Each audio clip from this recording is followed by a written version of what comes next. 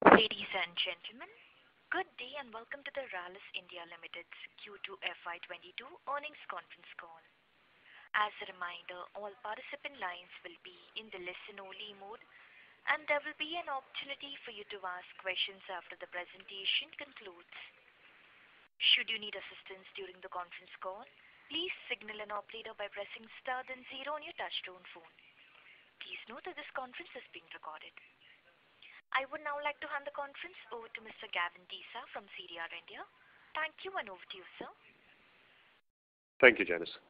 Good day, everyone, and thank you for joining us on Rallis India Limited's Q2 FY22 earnings call.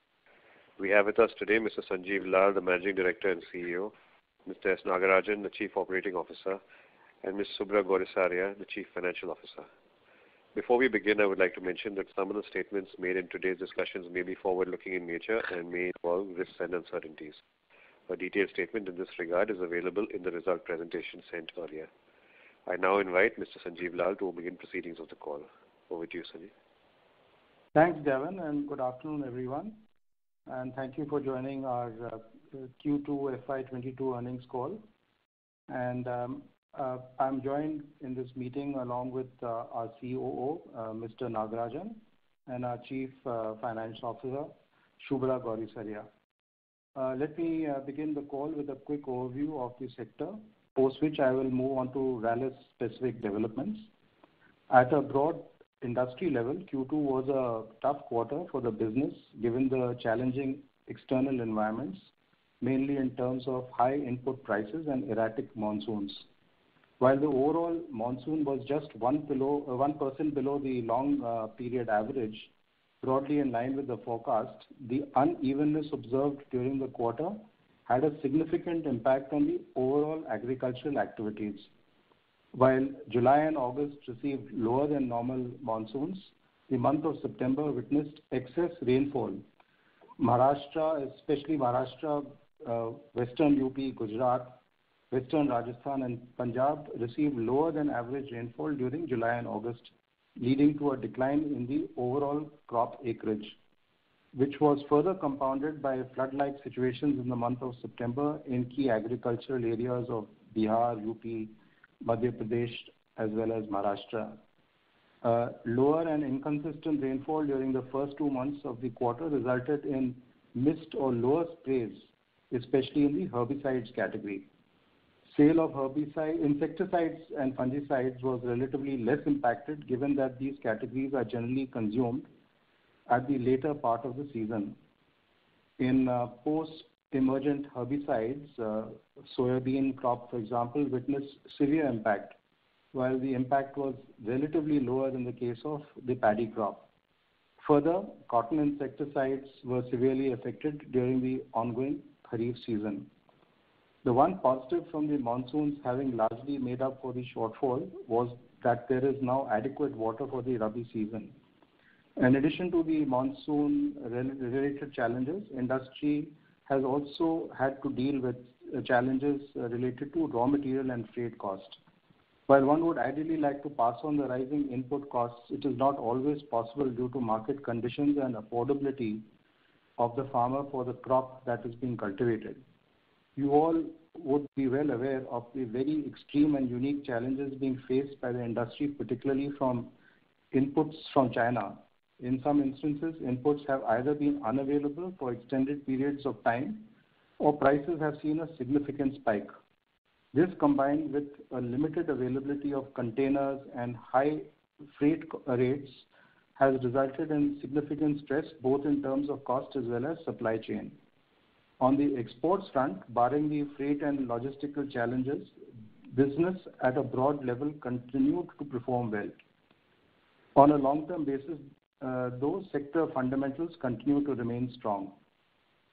Moving now on to Rallis-specific developments.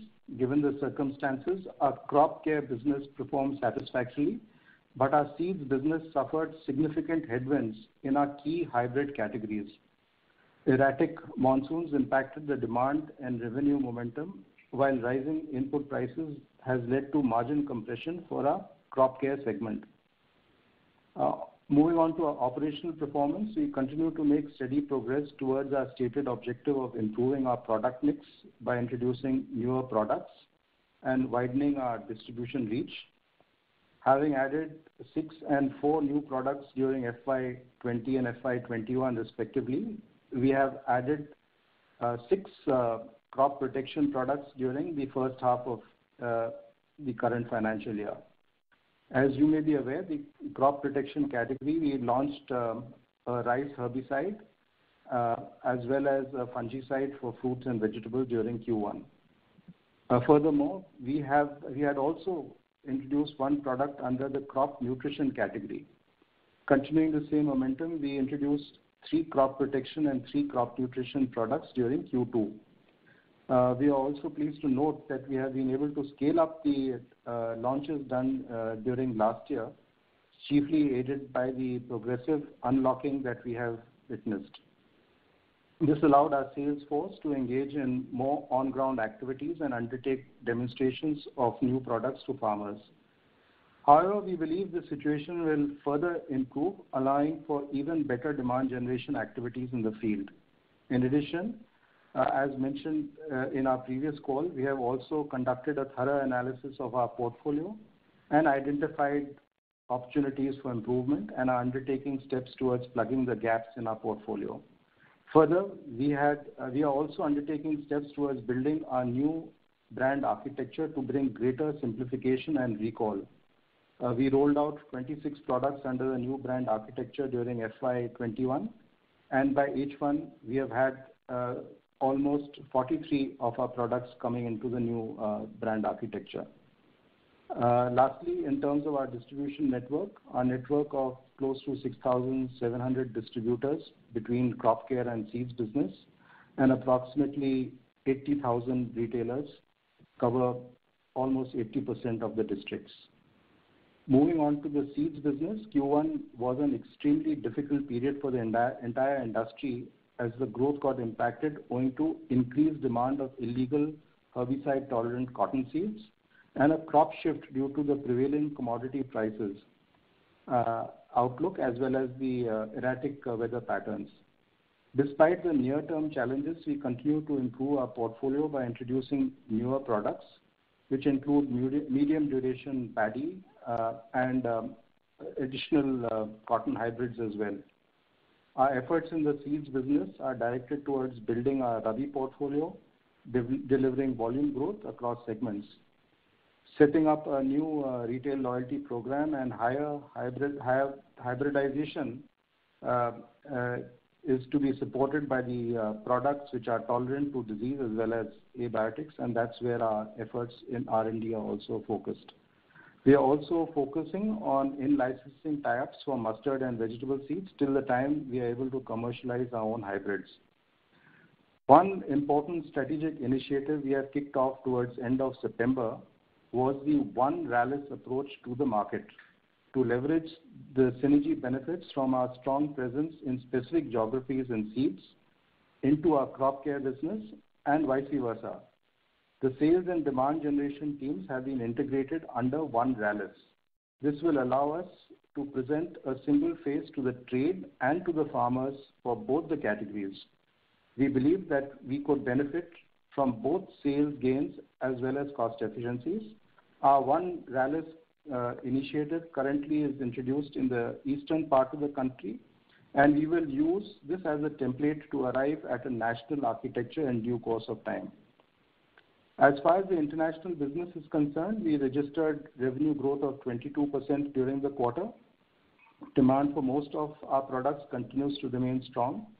With regard to metribuzin, volumes still remain subdued.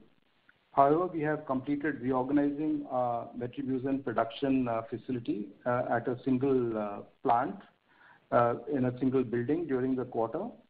And the growth in Q2 was chiefly due to pendimethalin and hexaconazole. Their enhanced capacities are being well utilized. We are also working towards increasing the share of formulated products in our exports business, and there's been some progress on that as well.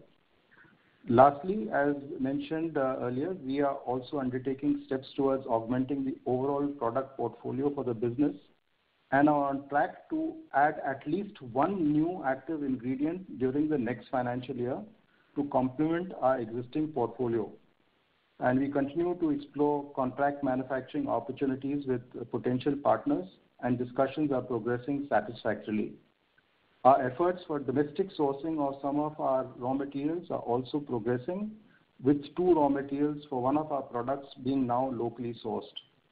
Further, on the raw material front, as mentioned earlier, costs have been going up. We have undertaken a high-frequency approach to calibrate our pricing as much as possible, keeping customer affordability, brand pricing power, and our competitive factors in mind.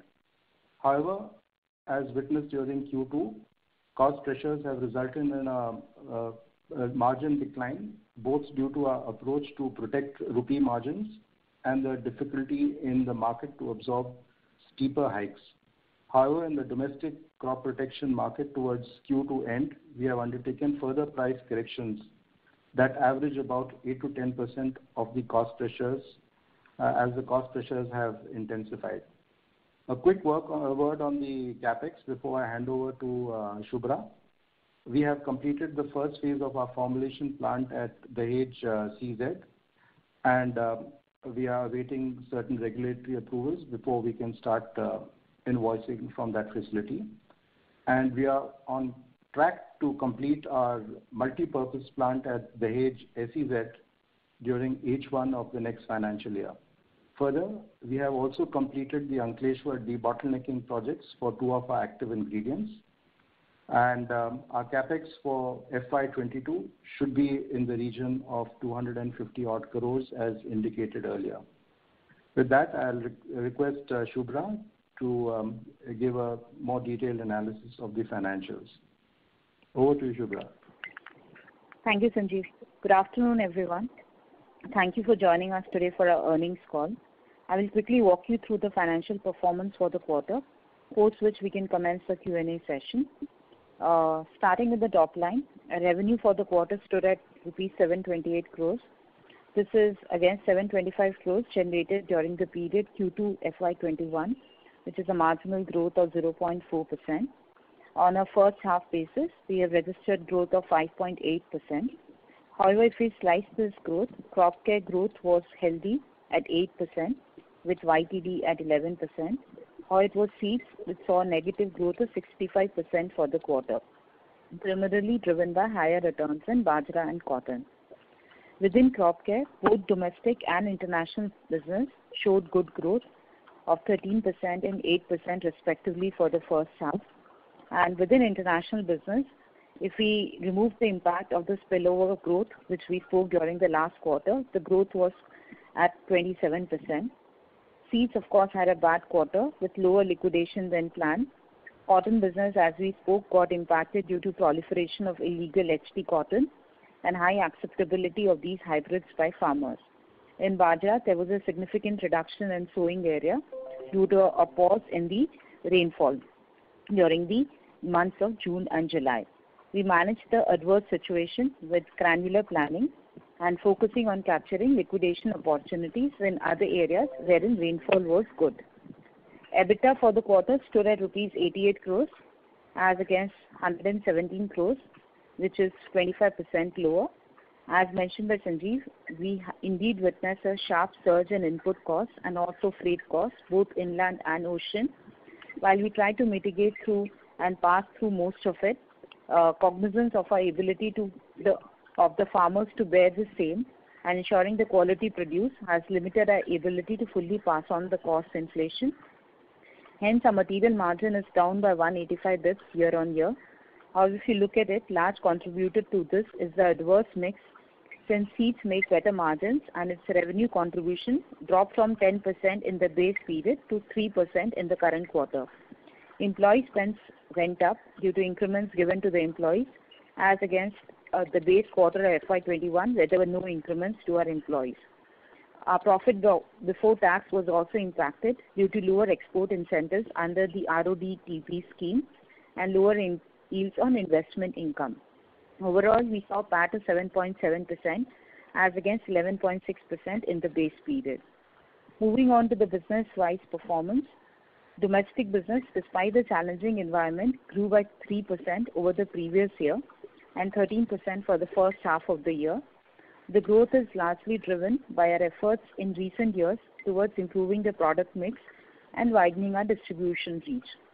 We introduced new products during the quarter, which have all been well received by the market. Besides improving our product portfolio, our efforts toward the coming years will also be directed towards scaling up new introduced products, which will accelerate the revenue momentum and also help in improving the overall margin of the business. We will continue our efforts to build differentiated and relevant products to serve the customers. International business, our strategy of adding new customers and extension into new geographies is actually playing out well. Our growth was 22% in Q2 and 27% in first half, removing the spillover impact. This required the team to demonstrate high levels of agility in navigating through the heightened crisis of non-availability of containers on a timely basis. We actually formed a cross-functional team and reverse planning to schedule ex-factory dates as per the selling dates has helped us during these turbulent times. We are also quite pleased with the growth momentum displayed by niche business, crop nutrition, where the growth is quite competitive and the opportunity to grow is good. We will continue to nurture and build this space. In seeds, we are cognizant of the challenges and took several actions to contain the costs in Q2.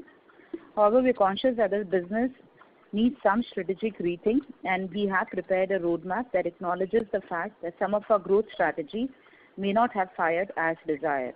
As management and board, we spent some time to identify actions in the short term and the medium term.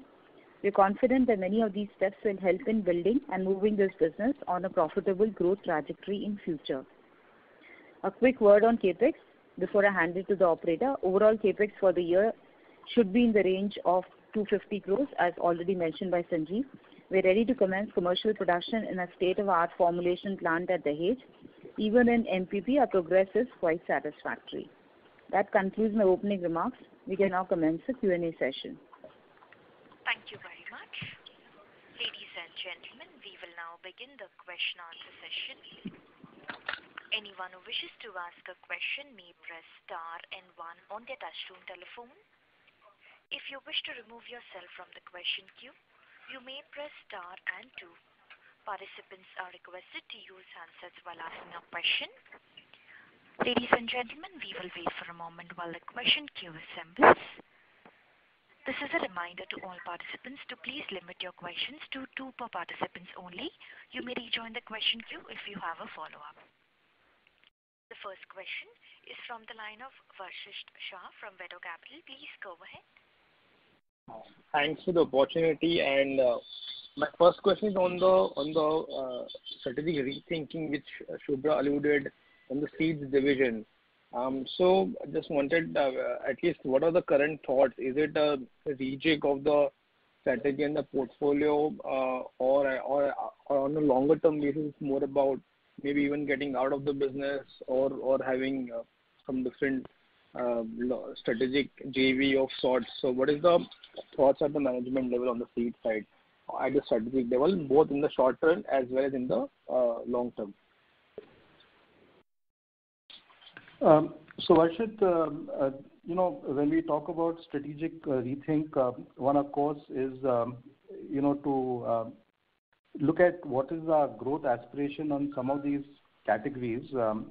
Certainly we had very, very high aspirations in terms of our growth in the, let's say, the cotton category in particular, because we were relatively small in that, and we have been working both on the new hybrid side as well as on the market side. And therefore some of these developments which we are seeing, which is impacting us in particular, and I'm sure the others in the industry have also been impacted by the cotton seed.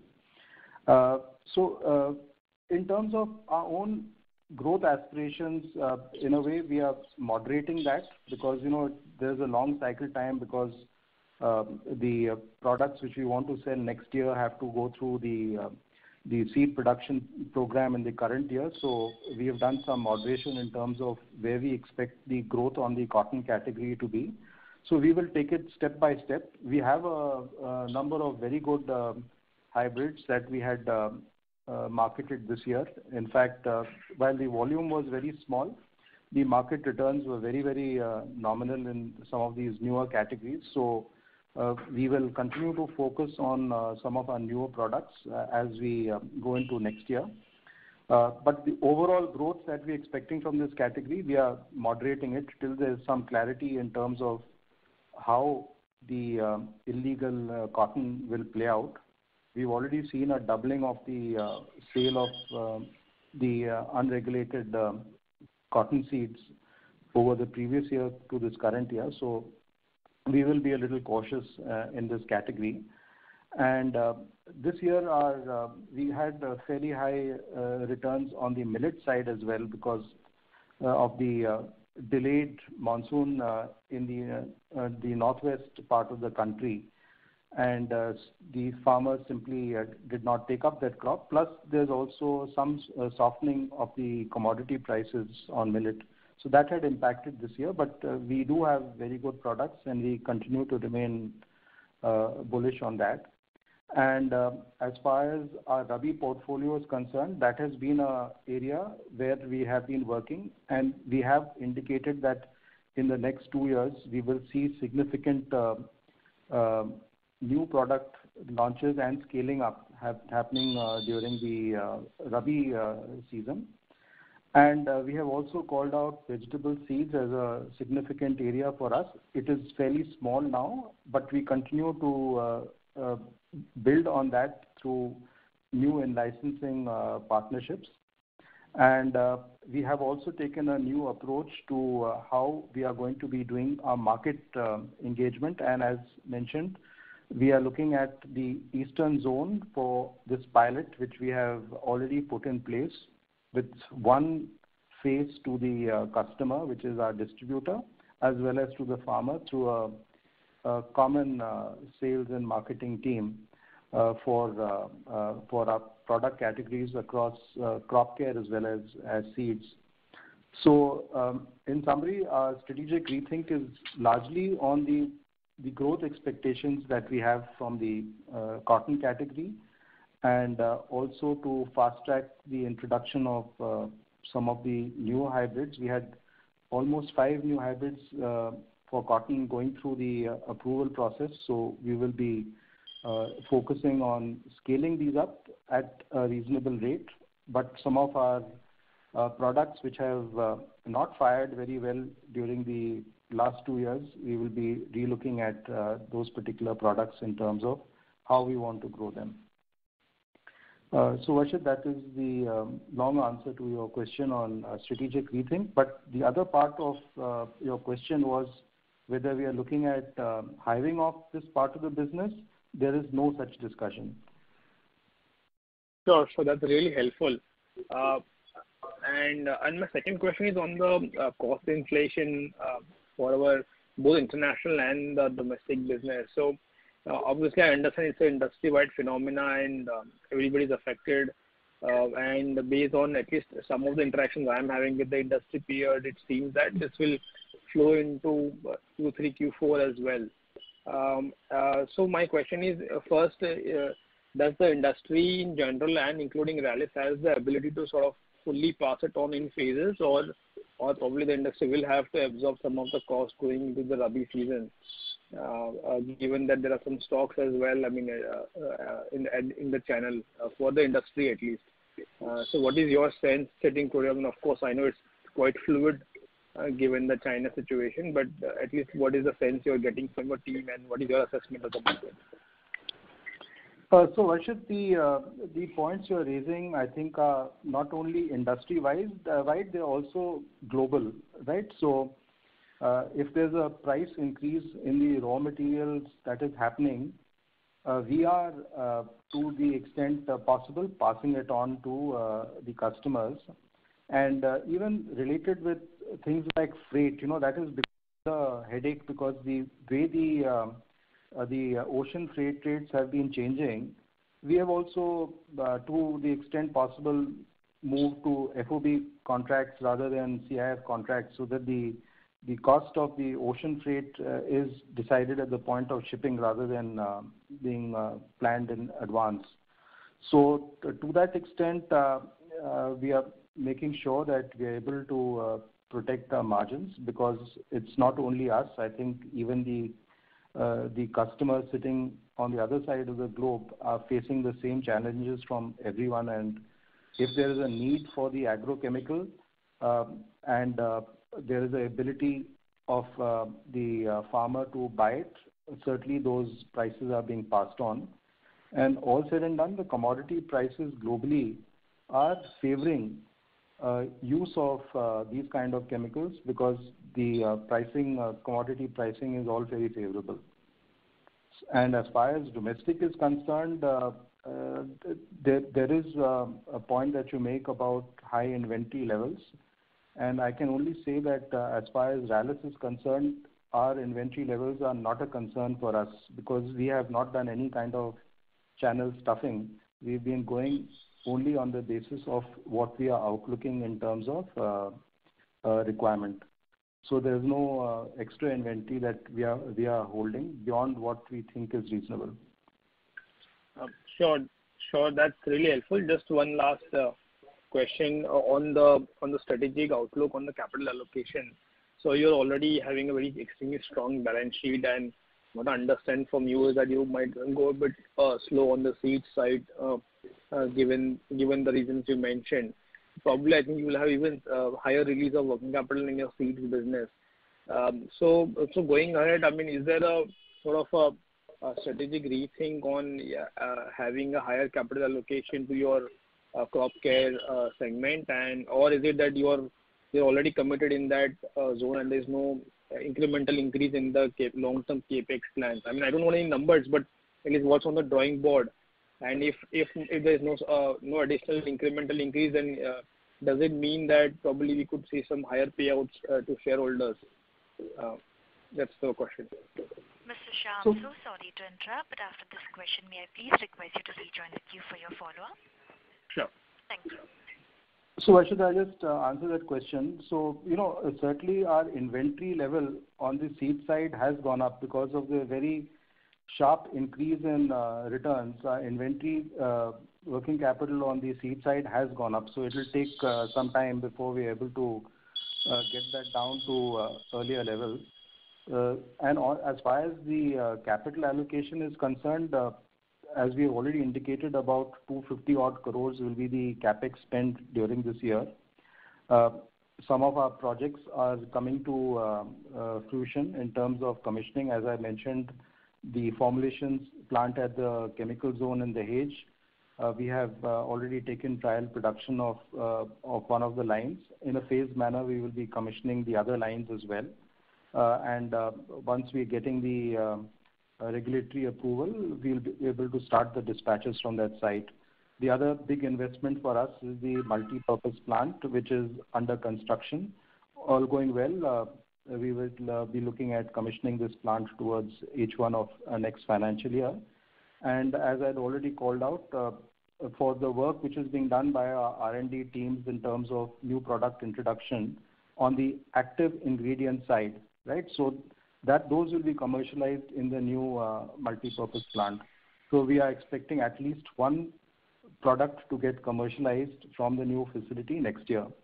As far as further capital is concerned, you may be aware that out of the 800 odd crores that we had articulated 2 years back, about 550 odd crores is what is committed, and we do have headroom in terms of new projects. Some of them are still on the drawing board.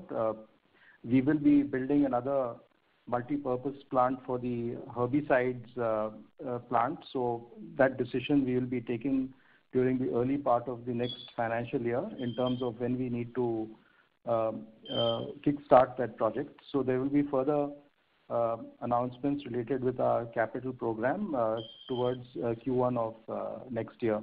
But work is in hand for some of these things, including some projects which we are looking at for backward integration, because the risk related to China sourcing is now very well understood, and we have been facing these issues, I would say, for the last couple of years, where either it is a safety-related issue coming out of that country, or there's an environment-related issue coming out of this country.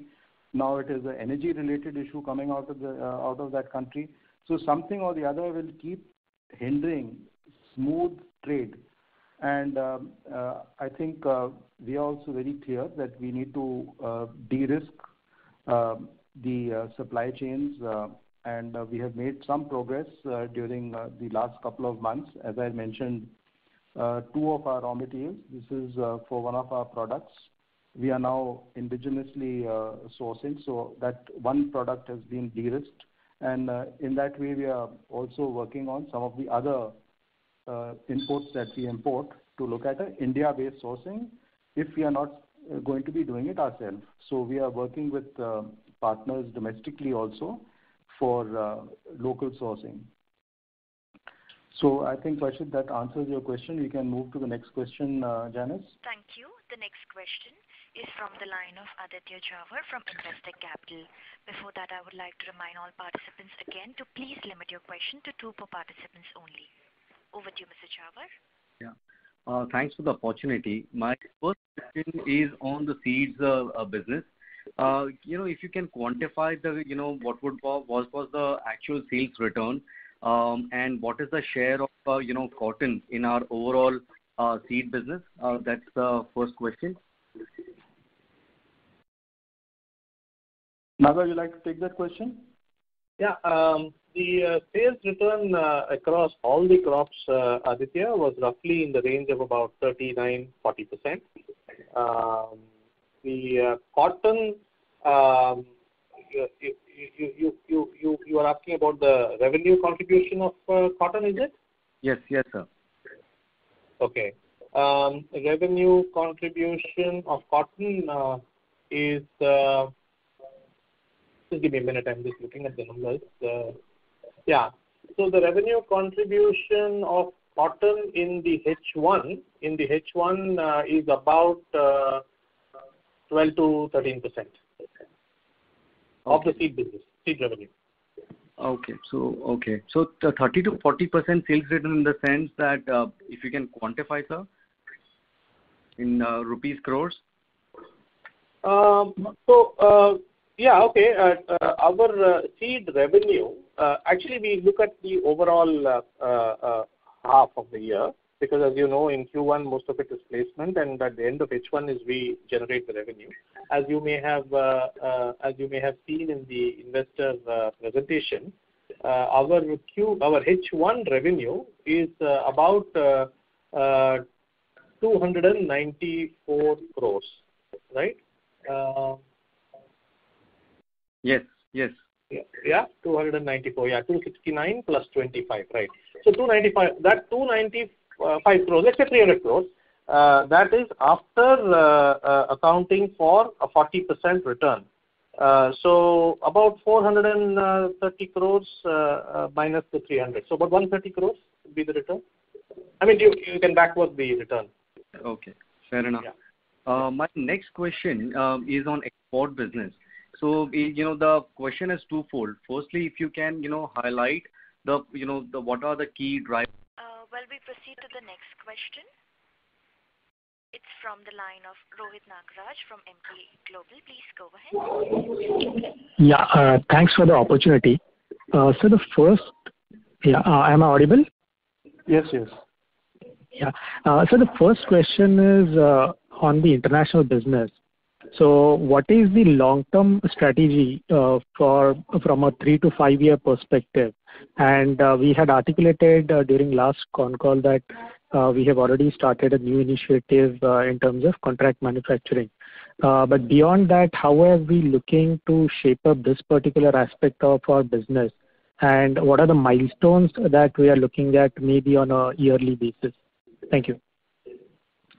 So, Rohit, as far as our international business is concerned, we have an existing set of products that we are currently exporting, right? And as you'd be aware that we have made investments in expanding the capacity of some of these products, right? For example, metribuzin, we've expanded the capacity. Pendimethalin, we've expanded the capacity.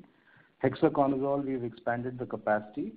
So today, both the hexaconazole as well as pendimethalin, we are practically running at capacity of the new facility. Metribuzin, we expect that by end of Q4, that whole facility should be getting fully leveraged. So there's an existing portfolio of products that we have already scaled up, and we will also take decisions depending on the way it is panning out, whether further investment needs to be done. And the other part of the international business is the new product introduction, the new AIs, which I had articulated in my earlier response, that the new multi-purpose plant is intended for producing some of the newer products that are coming through our R&D efforts for the reverse engineering, etc. One product we will be commercializing from the MPP plant next financial year. So the idea is to continue to leverage our existing portfolio. Second is introduce new actives into our portfolio. And the third is to also expand the formulated product that we export. As you'll be aware, last year we have started business on a formulated product for metribuzin going to Brazil. We have also got registration for one of our formulated products for acephate, again in Brazil. So that will be another big opportunity for us to expand the formulated business. And apart from that, in some of the other African and Southeast Asian countries, we are already doing a reasonably sized business on the formulated products. So these are the three parts of our international business that we will be looking at expanding. Trust that answers your question, Rohit. Right, sir. Thanks. That was really helpful. So the second question is on the existing contract manufacturing business. So how is it shaping up, and how are we looking at it in the next maybe in the near term and medium term? Thank you. Yeah, so our existing contract manufacturing business, you would be aware that one of our imported products, which was the polymer, that business has not been moving at all for the last couple of quarters. And this was really related to the airline industry where it goes to. And there is also very high inventory with our customer who buys this product from us on contract. So we see this business, this part of the polymer business reviving only towards middle of next financial year. In the meantime, our other products are continuing to do well, so that is not a concern for us at this point in time. And we have, as I had mentioned in our earlier calls, that we now have a structure for actively seeking out new opportunities in contract synthesis. Here again, there is a good developments which are happening, but I would say it is not yet fully concluded for us to be talking about. But we are seeing very positive traction on the newer opportunities that we are currently working on. So there is progress, but nothing to report as of now. And we do see this as a good opportunity because not only for us, but I think also for potential customers as they're looking at de-risking their own supply chains. We believe that Rallis will get good opportunities in this space of custom synthesis as well. And here again, we are not specifically looking for patented molecules because we do understand that many of the innovators may not look at patented molecules to be produced by Rallis, Rallis being a competitor to them, but there are a lot of other opportunities that we are exploring. So this part of the business will start giving us growth, I would say, in the next 2 years. Right. Thank you so much and best of luck, sir. Thank you. The next question is from the line of Ashwin Agarwal from Akash Ganga Investment. Please go ahead. Hello. Yes, Ashwin, go ahead. Yeah. So first of all, I just wanted to ask, can you just give us the geographical revenue for this for H1, or can you guide us for the geographical revenue side? See, Ashwin, we don't normally share that data, but I would say that most of our international revenues are coming from the Americas. That is a large contributor to our international business. The hexaconazole category largely goes into paddy, so that's Southeast Asia kind of product. But most of our revenues are coming from the Americas and some from Europe. Okay. Thank you so much. And then my second question is, as you told that there is a molecule you are going to develop, one molecule you are just planning to develop on. So can you just give me some any rough idea of how much time it would take on an average basis, if you got into a molecule development and all scale? No, so the work on synthesis for multiple products is going on at the R&D center, right? So, and as I mentioned, the multi-purpose plant is called multi-purpose because we will be able to do more than one product in the same plant. So we will be commercializing at least one product next year coming from the new multi-purpose plant. So that will scale up over time because as you are aware that while we may have a cycle time for our own product development, which is well under track, there is also another cycle time related with being able to commercially scale up active ingredients because it requires registration in multiple countries. There are certain countries where the regulatory process is simpler, and that is where we will start making our initial sales. But the scaling up of all these products may happen over a 3-year period. So initially there will be low sales of some of these newer AIs, but it will scale up over a period of time. Okay, thank you, sir. I will back in the queue. Thank you. Thank you. The next question is from the line of Viraj from Securities Investment Management. Please go ahead. Yeah, hi. Thanks for the opportunity. Just have a couple of questions on the seed side. First is if you can just provide some perspective in terms of the aging of the portfolio, say across crops, say cotton, paddy, maize. And the related question is, you talked about us seeing almost a 40% sales return. So is it largely concentrated in, say, cotton and bajra, but maybe not so much in, say, maize or paddy? Because, if you look at the overall sowing data for these two crops as well, it has actually been flat or grown. So just wanted to understand, how should one look at the, portfolio level impact, crop level impact. Sorry. Thank you. Nagar, you'll take that, please? Yeah, I'll do that. Maybe I'll take the second question first. Yes, it is largely in bajra and in cotton. So what we have witnessed is that, as already mentioned by Sanjeev, the impact of the HT cotton, illegal cotton, has been quite sizable in the case of cotton. And also in the beginning of the season, when the cotton sowings were happening or underway, you might recall that there was very good commodity prices in soybean and groundnut in some of the geographies which are common. There definitely was a crop shift, and we did find that these were important contributors.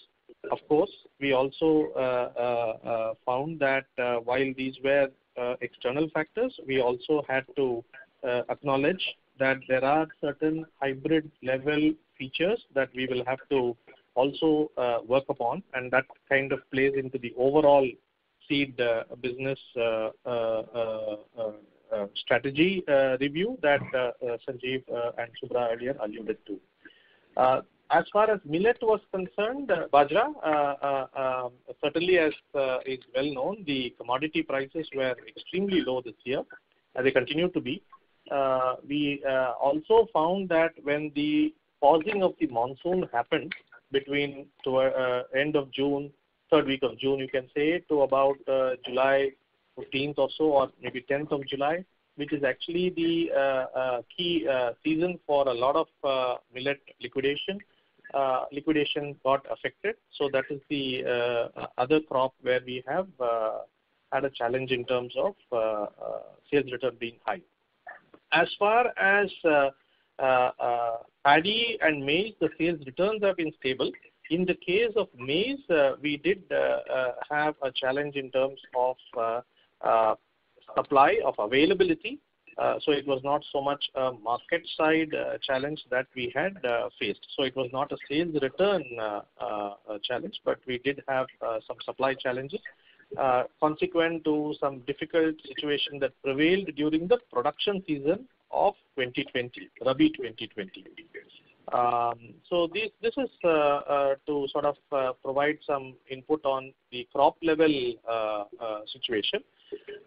As far as the portfolio and the aging of the portfolio, what you were asking, certainly as you know, our cotton portfolio is comparatively young. We are in the process of coming up with hybrids. In fact, this year we had 5 hybrids that were introduced in the market. So cotton would be a comparatively younger portfolio. If you look at our paddy portfolio, you can say that it is somewhat intermediate. One of our top-selling hybrid is probably about 6 or 7 years it has been in the market. As far as our maize portfolio is concerned, on the kharif side, it is a little bit of an older portfolio, and our work is presently to identify replacements in the kharif. And as far as rabi maize is concerned, the focus is in coming up with hybrids which are competitive. So that I think is as far as maize. And bajra we did undertake a portfolio refresh a few years back, 3 years back. So much of the bajra portfolio is also comparatively younger. I hope that gives you a broad idea. Yeah, just one question I had on the seed business. If I look at our commentary throughout in the past has been that, with respect to the cost base, if I look at the business, it's relatively a high cost business for us, relatively other players in the market. And one of the reasons, if you look at the cost elements, is the employee cost, sales, marketing, and promotion there. And our commentary in the past has been that, that the crop care, domestic crop care and the seed business require two separate sales and marketing teams. And because seeds, being a year-round generation activities and consumption happens in a month or a quarter, specific quarter, the requirements in terms of demand generation and everything is quite different. Now what we are seeing that we are coming up with a more unified and single team for both of them, catering to both of them. So I'm just trying to understand what really changed, which is actually, making us move in that direction. Okay. Shall I take that, Sanjeev? Yeah, go ahead. Yeah, no, you're absolutely right. I think, as you know, in the industry, there are both the models that have prevailed in terms of having independent category-focused sales operations as well as unified. And if you look at the situation that we have gone through this year in terms of the challenges that we have faced with regard to sales return, I would say that it has provided us with an opportunity to revisit some of these dominant thoughts that have guided the way we have gone about our operations. So we kind of took this as a chance to review some of these you can say views. And what we did take into account, therefore, is to introduce this in certain states or certain geographies where we do have differences in terms of the contribution to each of the businesses, each of the categories. So, for example, the choice of East Zone, really, if you look at it at a state level, it comprises of Assam, West Bengal, Bihar, Jharkhand, Orissa, and Chhattisgarh. And in each of these places, we have different contributions to each of the categories of business. So you do have a place like Orissa, where you have a large contribution to the seed business, Orissa, Jharkhand. And you do have another geography where it's almost equal contribution, Chhattisgarh kind of a place. And then you have the other side where you have in West Bengal, you have a large contribution to the crop care business.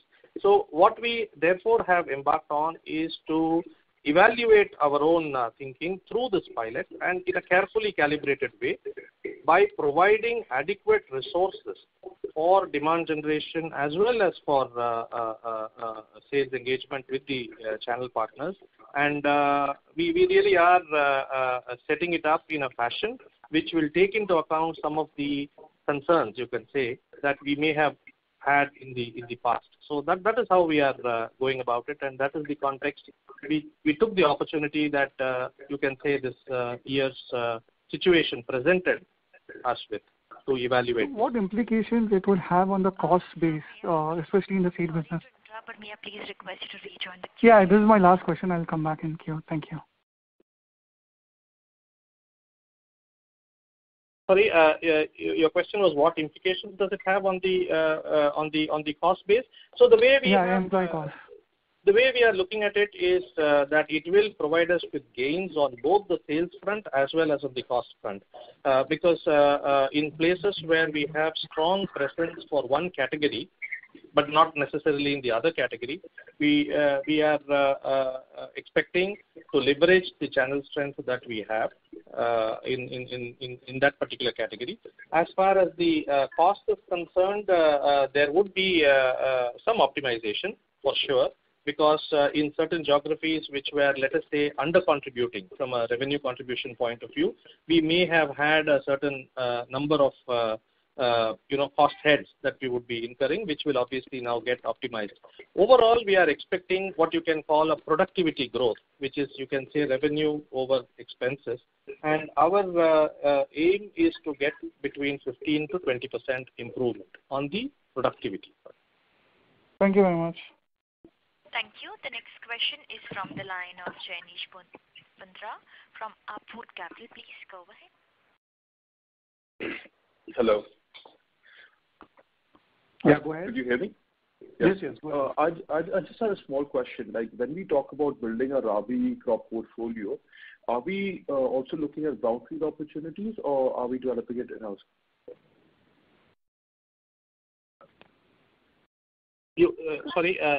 Can you repeat the question, please? It wasn't very clear. Yes. I just had a question regarding the seeds department. When we talk about that we are going to build our Rabi crop portfolio, like seeds for the Rabi portfolio and the vegetables, are we only looking at developing it through like royalty contracts like we were talking about, or also brownfield opportunities in this area? No, I'm sorry, I still didn't get it, but we are having our own research program to develop our Rabi portfolio as well as the vegetable portfolio. We have a full-fledged research program. We are also looking at in-licensing opportunities, if that is the second part of what you are asking, on both. Yes. In fact, in vegetables, we do have a number of in-licensing partners that we take to market. So it's a combination of both. It is not only in-house or it is not only in licensing. Okay, sure. Thanks. Thank you. The next question is from the line of Vishnu Kumar from Spark Capital. Please go ahead. I just wanted to ask, how is the current season in terms of the Rabi? How is it picked up, and how is the inventory in the system? Is it slightly higher, or how are you seeing the current trends? So, if I think you are referring to the Indian market, in the Indian market, our inventory levels we are quite satisfied with. Channel inventory. We are quite satisfied with our channel inventory. As you are aware, the reservoir positions are very good. At this point in time, they are actually higher than the long period average, right? They are running at about 80% of capacity, which augurs very well. In fact, the agri credit flow in Q2 has also been very good, with the abatement, hopefully, of COVID. We should have a positive Rabi season. This is our thinking. Of course, the issue is going to be in terms of raw material availability and supply side challenges more than from the demand side. So should we expect a strong growth, or how? I mean, what do you think will be the growth likely in single digits, or any rough idea in your opinion, because you're seeing the current trends there? Like, could it be pretty strong, because last year also was pretty strong? So just trying to understand from that side. If you compare some of the indicators at this point in time, last year also, like you correctly said, we had very good reservoir storage. It was 87% last year. 80% it is at this point in time, which are both higher than the long period average of 77%. Last year, the agri credit was in the second quarter about 5 to 6%. This year it is running between 11 to 12%. September rains have been good. October rains also, I think, have been quite high. In fact, in many places there are challenges consequent to that as well. So difficult to sort of put down a particular percentage, but certainly we are thinking that it should be similar at least to last year. Thank you. The next question is from the line of Abhishek Akela from IIFL Securities. Please go ahead. Yeah, thank you so much. Just a couple of things. One is on the margin front for Rabi. With these input cost pressures, as well as there's probably slightly higher inventory lying with the channel in general at the industry level, just given the weak Kharif season. So anything, I mean, any color in terms of any discounting or that kind of thing that the industry is resorting to, and whether we also are having to participate in that, and if so, what margin implications that might have on our domestic business? That was one. There are bound to be inventory differentials, channel inventory differentials, and even company inventory differentials between the different companies, depending on when they may have bought, or when different competitors may have bought their products, their raw materials. So that is something which is bound to happen, and it is already in the market, evident in the market, with differential prices prevailing for different formulated products in the domestic market. So our approach has been in terms of looking at our cost increases and trying to sort of see how we can segment the products, the markets that we have, into those where we are able to pass on a reasonable portion of the price, the cost increases. And certainly there are products, markets where we would have challenges as well. Not just because of competitor action, but also because of cross-segment movement that the farmers may undertake if the price points become far too high. So that is the way we are kind of going forward. It is a fairly challenging situation, very difficult, as you can appreciate, to precisely determine. But this is what we are focused on, trying to sort of identify geographies, crops, products, cost changes, inputs from the field with regard to the market position of inventory, the segment itself, and then kind of arriving at our own approach with regard to pricing. Got it. Thank you. And the second thing was just two parts to the second one. One is it possible to give us a breakdown of domestic crop care revenue growth for the first half between volumes and prices? That was one.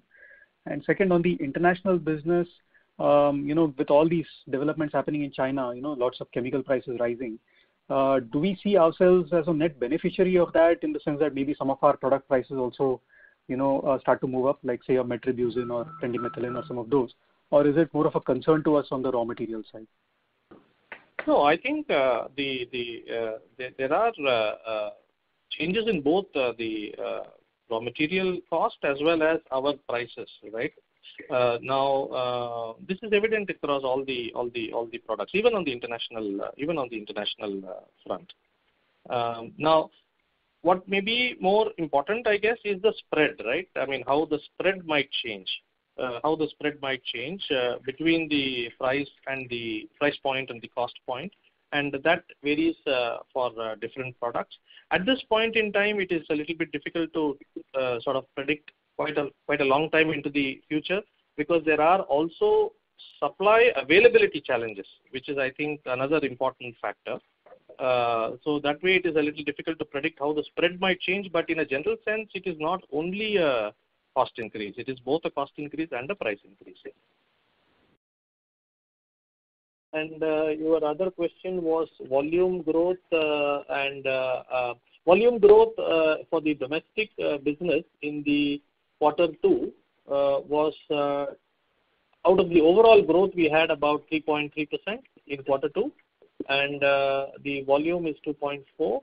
The rest of it was price. And for 1H, sir?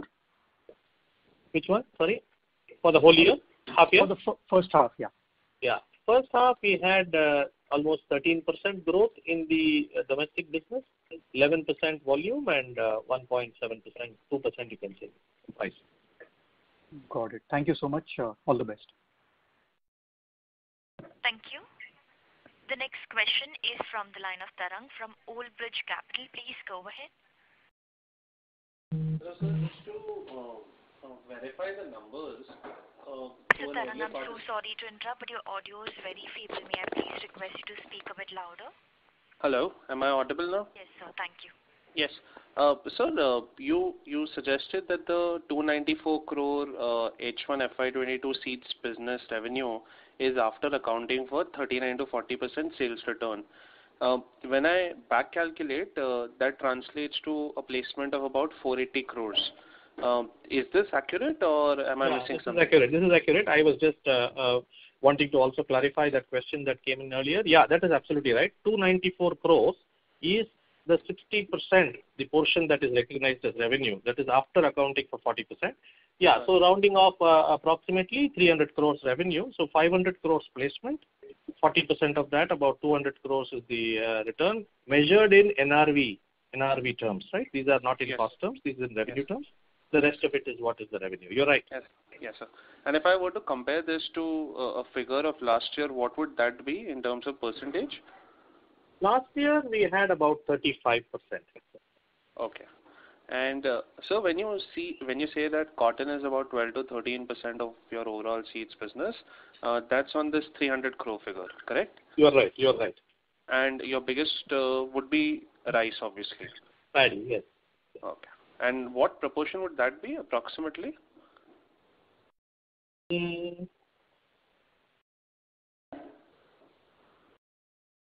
Paddy would be about 40%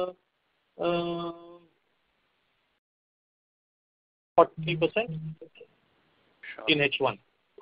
Got it. Thank you, sir. Thank you. The next question is from the line of Resham Jain from TSP Investment. Please go ahead. Yeah, thank you for the opportunity. So I have just one question. In the upcoming Rabi season, what we are hearing is that there are shortages of fertilizers, especially DAP and material like that, and that may have impact or a bearing on the overall acreage and the output. Given that you are quite upbeat on the Rabi season because of water levels, could this be a spoil spot in the whole upcoming season? Just your thoughts on the same. No, I think, while it is certainly a challenge that the farmers are not getting access to fertilizer, but from my past experience, even if there is some underdosing of phosphatic fertilizer for one season, it will not have any significant bearing on the productivity. But this is something that I have understood from my past experience in working in the subsidized fertilizers. So it will be a problem, but it should not be a major problem. Okay. And will this be a more problematic in some specific geography compared to others? Well, I think these questions are better asked to those who are in the industry because they will know exactly what they're placing where. So for us, it is only speculation as to where the problem will be. Okay, because I was just thinking from agrochemical consumption perspective also, if fertilizer itself will be a problem, let's say we are hearing more from north So just thinking from that perspective. I think there may be opportunities for the farmers to use alternate crop nutrition kind of products. So there may be an opportunity for other products to be used. Okay. Let's see.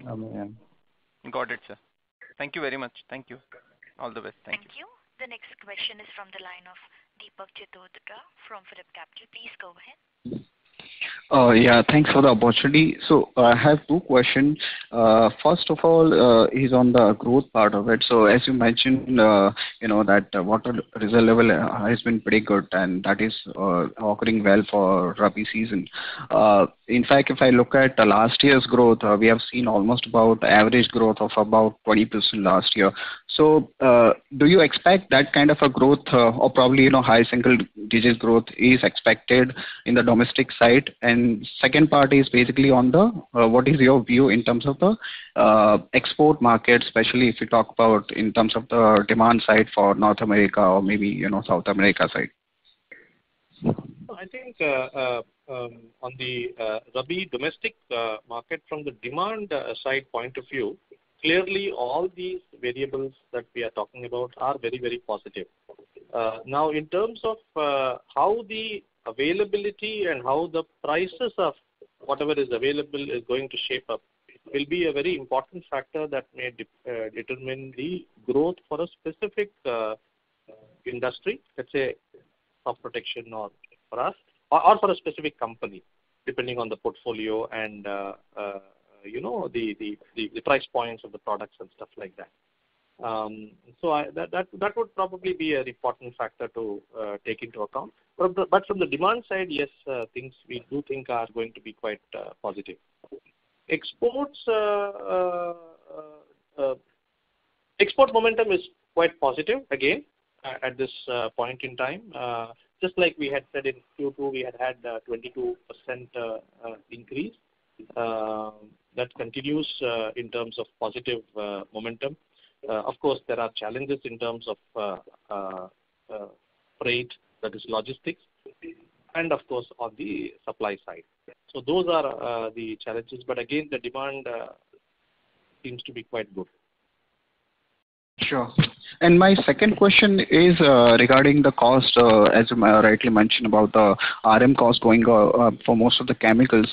But do we expect additional costs coming up because of the unlock which is happening in the domestic market in terms of sales and marketing cost or advertising cost or traveling cost?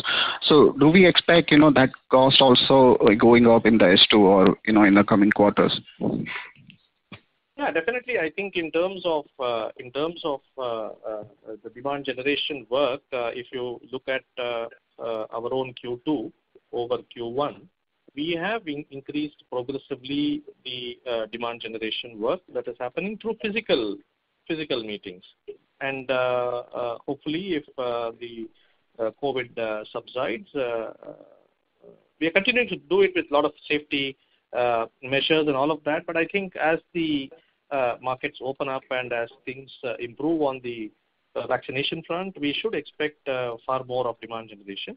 While it may be an increase in cost on specific heads, I guess the expectation also is that it will help in being able to position the differentiation in some of the products, which we have either not been able to with limited physical movement. You had to depend on digital methods, which we'll continue to do for specific, reminder type of communication, but certainly for more differentiated products as well as for the new products, scaling up of the new products, these things will certainly find a benefit. So thanks. Thank you. The next question is from the line of Rohan Gupta from Edelweiss. Please go ahead. Yeah, hi sir. Good afternoon and thanks for the opportunity. Sir, question is on our higher raw availability from China and dependency on China for raw material. I believe that roughly 40 to 45% of our raw material we are dependent on China. Given the current crisis, sir, how much finished goods inventory and raw material inventory we have rightfully with us, and do you see that even a good monsoon in Rabi can have impact on our business because of the raw material availability. If you can just share some more detail on that, sir. Naga, you want to take that? Yeah, I can do that. So typically what we have been doing is to stock up on the key raw materials for the different active ingredients. And we are at this point in time, you can say, I mean, we look at a metric which is raw material on hand plus what is on order. Now, what is on order is something which may have already been shipped, and or it may be something which has not yet been shipped. In the past, we have been able to look at this combined measure and feel, let's say, comfortable that we are able to have a certain level of coverage, let's say a 3-month coverage. But what we are increasingly doing is to focus on what we actually have on hand and what has actually been dispatched. Because things which are on order but not dispatched, we are finding that there are situations where, for various reasons, the manufacturers are not able to supply, particularly if it is China-sourced product. Therefore, the planning horizons have become far, far narrower. We are trying to stock up as much as we can. For many of the products, for many of the active ingredients, we have adequate stocks to cover for the next 3 months. But there are maybe 1 or 2 products where we are still waiting for material to be shipped. And given the uncertainties that are there at this point in time, the risk, if you can call it like that, of some kind of a pause in production, that kind of a thing certainly exists for this 1 or 2 products. But in terms of the domestic market, now how much of this really is relevant for this particular season? Because not all products, not all active ingredients go into a relevant formulation for this particular season. That way, if one were to look at it, I think we are reasonably covered as far as the domestic market is concerned. Okay, but our B2B business and institutional business and export market can be severely impacted in terms of unavailability of raw material from China. No. I didn't say that. Sorry, I think let me just restate this. For most of our products, except for maybe 1 product, we are covered as far as Q3 is concerned. But even for that 1 product, material is on order. It all depends on the. We of course have material on hand as well, but we also have material on order, which if it is shipped, we should be covered. And so all the price increase we have seen in raw materials? Not severely affected. I mean, I think some of the terms that you mentioned, I just wanted to clarify on that. Okay. And sir, the price would have gone up significantly in terms of even the material which we have contracted. Do you see that we will be able to pass it on, or there may be some more margin pressure which we can expect in second half? So we have witnessed significant cost increases, and as I think Sanjeev mentioned in the opening remarks, towards the end of Q2 or early part of Q3, we have taken price increases of the order of 8 to 10%. And we are witnessing still increases in costs even in October. Now we have to navigate through this depending on the product, depending on the the competitive advantage that is there. It would be a little difficult to give an overall answer whether we'll be able to fully pass on the cost increases. But certainly it is a challenge. I think it's an important challenge, and that is what we are really focused on as management. Okay, sir. Thank you. Thank you. We take the last question from the line of Manish Jain from Moneylife Advisor Services. Please go ahead. Thanks for the opportunity. My first question is that under the CDMO business, will we be targeting innovative molecules in the future? Sorry, under what? Under contract manufacturing segment, will we be targeting innovative products in the future? No, I think, Manish, I had clarified that. The products which are still under patent, where we feel that Rallis may never be the preferred partner for any of the innovators, because we are also competitors to most of the innovators. So we will perhaps not see any contract manufacturing happening in that category. If that was your question. Yeah. The second question is, just wanted to have a brief on the concept of one Rallis. Yeah. So fundamentally here, the approach of ours is to have a org structure where we have a single face to the farmer as well as to the trade. And you'll recall that the Rallis standalone, before we merged the Metahelix Life Sciences into Rallis, Rallis was also doing some business in seeds, which was really being sourced from Metahelix. So it's not that the teams have not handled seeds. So as had been articulated by Mr. Nagarajan, there are various models for go-to-market for companies which are having both seeds as well as crop protection. And we are taking this as a pilot with every intention of making it give the kind of benefits on productivity that we have internally discussed.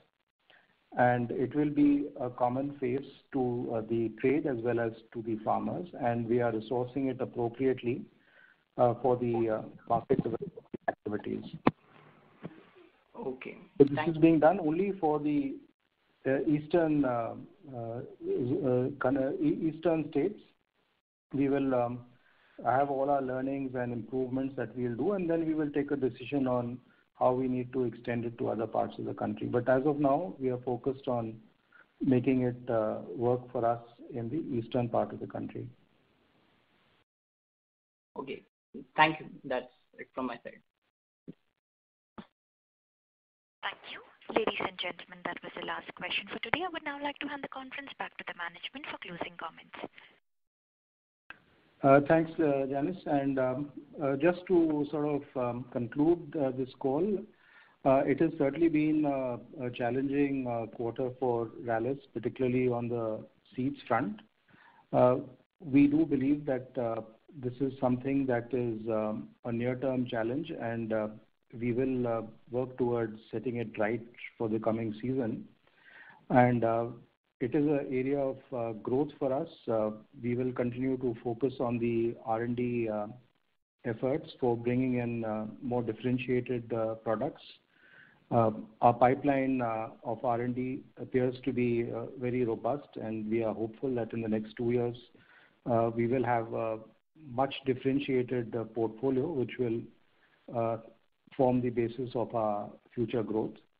As far as the immediate challenges are concerned for Rallis, it is really ensuring that some of the supply chain challenges that we have, we are able to navigate through. The costs are practically changing on a day-to-day basis. So the whole approach that we have to sourcing materials is now being looked at, and we are trying to make every effort to ensure continuity of all our operations without any disruption. So there are price increases which we are factoring into our costing, and to the extent possible, we are passing it on. And even on the logistics side, there are a couple of very innovative things that the teams have been working on in terms of ensuring that availability of containers and shipping for our exports business. So that has actually helped us during the previous quarter. We will continue to build on that. And till next time when we again meet for the analyst call in January, all the very best and very happy festive season to all of you. Thank you. Thank you. On behalf of Rallis India Limited, we conclude today's conference. Thank you all for joining. You may now disconnect your lines.